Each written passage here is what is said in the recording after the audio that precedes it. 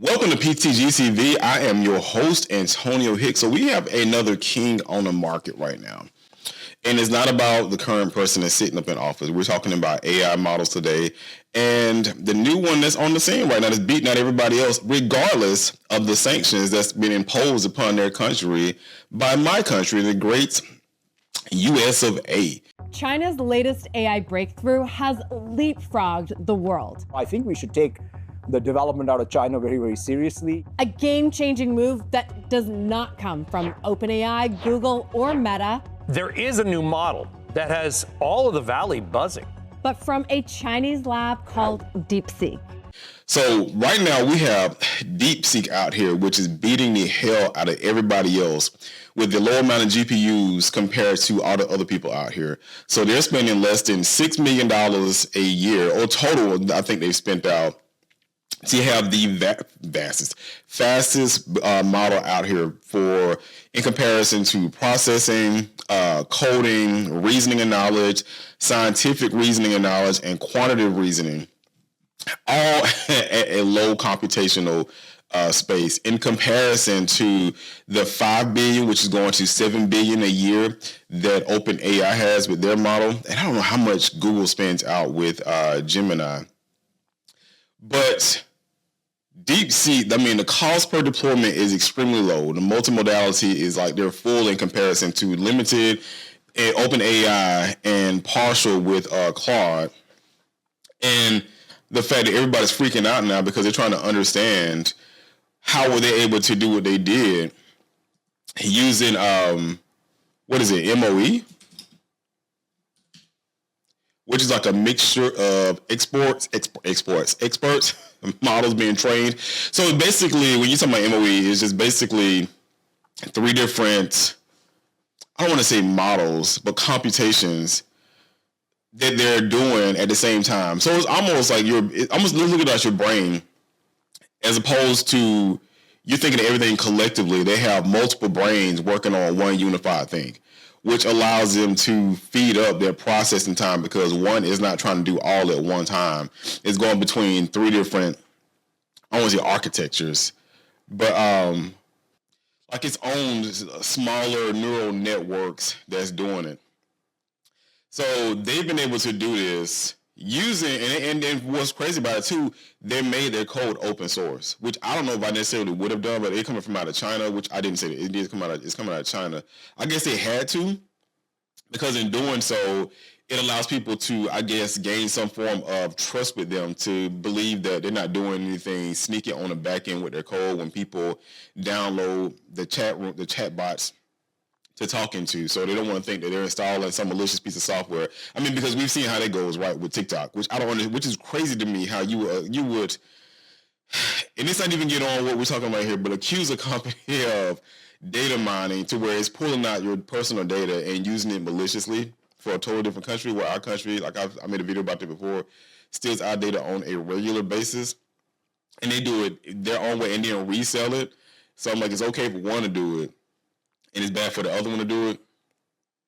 And it really, to me, is just for them to get a piece of what TikTok has without having to worry about, because the other companies aren't doing what they're doing or making as much, and people have more trust into, which they have more trust in TikTok because TikTok isn't as locked down as some of the other places. But anyway, so people are spazzing out over DeepSeek because DeepSeek has been able to beat out OpenAI. They've been able to beat out Gemini, and they're doing it with older NVIDIA GPUs. So you need a GPU to help process a lot of the computations on these AI machines, these servers for your LLMs. And they have older models because the U.S. said that they put sanctions on China to where they can't receive any new CPUs. And I guess it's just preventing them from getting up to the race. But I mean, if you look at what China is doing, and I mean all the Asian, well, not all the Asian countries, but you got Japan over there too. Like, they're being innovative when it comes to technologies. I mean, you got high-speed rails over there. They're rolling out robots. They have robots on the streets.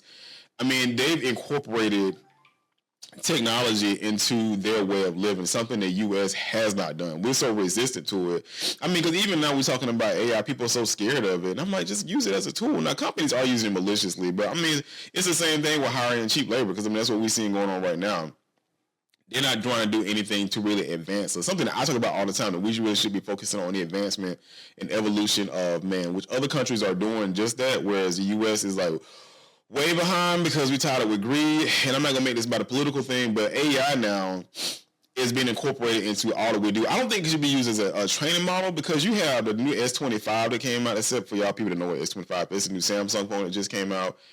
And again, it's doing the same thing as the S. It's no different than the S24. And they're trying to highlight it based upon the AI that they've incorporated into it. But I'm like, the phone is not different. So, and then they're going to charge for AI that's in there after 6 months. So I'm like, why are you charging me for something that people don't necessarily have to use? And I get it, because it costs a lot to be able to deploy and to continue training, your AI or LLMs on your servers. It's really expensive to do all that. But at the end of the day, I mean, that's your backend source behind the phone, is you selling it to me because it has AI in it. And then 6 months later, it was S24, it was a year. Now they scaled it down from a year to 6 months. That now after 6 months, I got to start paying you a monthly fee? I mean, who really uses all that stuff? I mean, really think about who uses it. I have a Pixel 9 Pro. I have the newest, what is it? Is it 9 or is it 8? I think it's 9. I have the newest Pixel phone, and it has has the latest and greatest in Gemini. It has a new AI chip that's inside of there too. But I don't use it that much. If hardly any. Sometimes it's like I rarely log into it. Now I use Gemini on my desktop, but I don't use it that much on my actual device itself. Not even with, like, I don't even use the other one. I don't want to call her name, because if I call her name, she's gonna start answering like, huh? But on the Apple device, I don't use her at all when I'm doing stuff. Like, if I'm asking any AI assistant anything, it's always gonna be Gemini. But just want to make this short video because it's just talking about DeepSeek and what it's doing, how it's faster than some of the other ones. It's using the multimodality to help it and perform a lot faster. But what do y'all think about it? Are y'all gonna start logging into it? I've tried logging into the account, but because it's gotten so popular now, I cannot even get an access code to even create an account to see how it's any different. But I mean, it's no different than the computers that we use at home now anyway, right? Like smartphones. Like, there's an argument. It's been an argument between Apple versus Android, but I'm like, what are you really using it for? I'm like, I could give you a quantum computer in your pocket, but you won't even know how to use it, because, I mean, that's not how you think. That's not how anybody thinks. And it's not to be funny about it. It's not how anybody thinks. So even if you have a faster AI model out there, like, what are regular people using it for?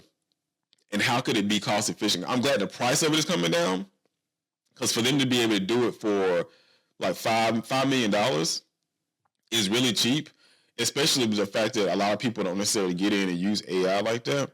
So, and I mean, if you come in together and bring it down even more, that means we can really start using it. Because if y'all listen to my other shows, I want to have my own personal Jarvis. As Jarvis is Tony Stark's, if y'all Marvel people, is his AI, Iron Man, his AI assistant that he had at home. And I want my own personal Jarvis, so I can have it talk to me through my devices, and then when I come home, it can greet me and we can work on some stuff together. But I work in technology, so I'm always trying to learn new stuff. Like, I'm trying to get back into programming again. I'm trying to learn just how to build an app out.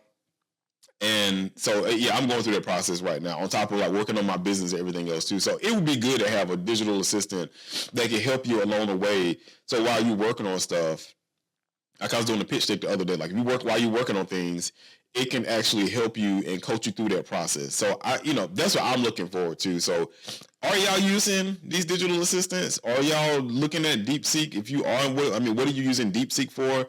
And if you're not using DeepSeek, what are you using Gemini or ChatGPT for? Everybody talks about ChatGPT, and I'm like, Google has been doing AI for the longest. I'm like, what do you think is behind their search engines? But everybody, I guess because the marketing behind it and how open AI came out. But what are y'all using it for? Just curious to know what y'all would be using it for. I use it for a lot of things. I was telling somebody else before I get off, when I went to this class at the Russell Center. Russell Center, people help out. It's a company here in Atlanta that helps out small businesses and stuff and help you go from a small business to a larger business. Or if you have a business already, to help you scale up.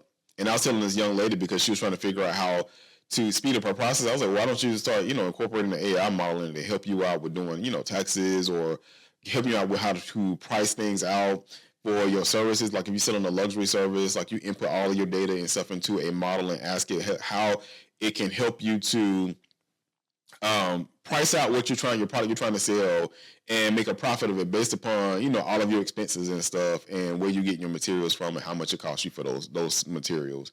So, I mean, things like that I think can help you out with. But average people, what are y'all using it for? If you even using it at all, and do you even care about the latest AI model that's out here, DeepSeek? So, let's talk about it in the comment section. I'm gonna try it out, but like I said in the early, before, I don't use it as much when it comes to certain things, because to me, when it's doing the design, like they still haven't perfected how to get words right.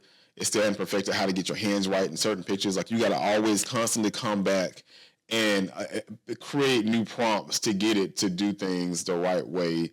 Whereas I want to see it done right the first and second time around. So thank y'all for tuning in this video. I got another episode coming out. If y'all didn't see my live stream last night, I am back to streaming again on this main channel. I'm going to get back to the gaming channel in a little bit. I'm still trying to figure out how I'm going to do that because I stopped for a little bit. So I want to put more emphasis on this channel because this is where I have all of my peoples at.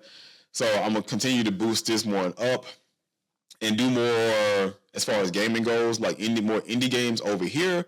And I'm going to play long form games, I guess, on the gaming channel, on my other gaming channel itself. So got some more political stuff coming out because y'all know him in that pen, his hand has been working in overtime. And we're going to be talking about that and how it's really affecting them and really how it's affecting my household. I'm going to make a video about that. I'm going to post it later on. Whenever y'all watch this, it's going to be 2 videos in one day. So y'all should be blessed at that. But thank y'all for tuning in to this episode. Love you all. Y'all be safe out there. Peace.